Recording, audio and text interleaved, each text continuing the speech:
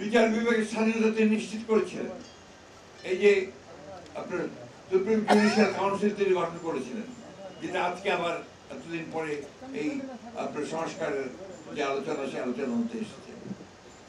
আজকে শহীদ প্রেসিডেন্ট জিয়াউর রহমান ছিলেন সেই গণজন্ম রাষ্ট্রনায়ক, যিনি অর্থনীতিতে ব্যাপক পরিবর্তনের সূচনা করেছিলেন এবং অর্থনীতিতে গতি সঞ্চার করেছিলেন। আজকে আমাদের যে গার্মেন্টস ইন্ডাস্ট্রি, সেই গার্মেন্টস ইন্ডাস্ট্রির সূচনা হয়েছিল শহীদ প্রেসিডেন্ট জিয়াউর রহমানের।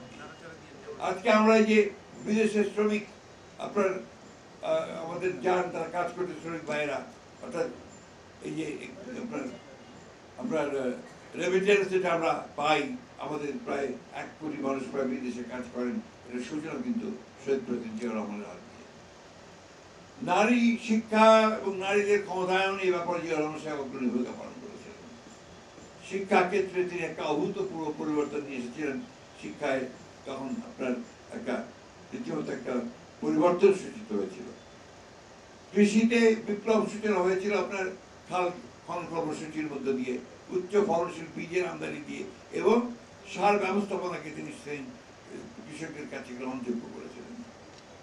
শিল্পে 3 শিফট কাজ হয়েছিল, শ্রমিকরা তখন 3 শিফটে কাজ করতো, শিল্প আপনার নতুন একটা কর্ম উদ্দীপনার সৃষ্টি হয়েছিল।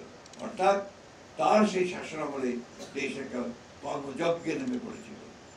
দুর্ভাগ্যজনকভাবে শহীদ প্রেসিডেন্ট জিয়াউর রহমানকে আবার সেই বাংলাদেশের শত্রুরা তারা নির্মমভাবে চট্টগ্রামের সাকিদালে হত্যা করে।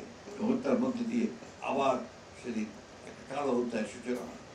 কিন্তু আমরা বারবার যে কথা বলে এসেছি, শহীদ প্রেসিডেন্ট জিয়াউর রহমান যে দর্শন দিয়ে গেছিলেন, বাংলাদেশি জাতীয়তাবাদের যে দর্শন, সেই দর্শন কখনো পরাজিত হতে পারে না। এবং সেই জন্যই বিএনপিও কখনো পরাজিত হয়নি, বারবার জেগে উঠেছে, একেবারে সেই ধ্বংসস্তূপ থেকে ফিনিক্স পাখির মতোই বিএনপি জেগে উঠেছে।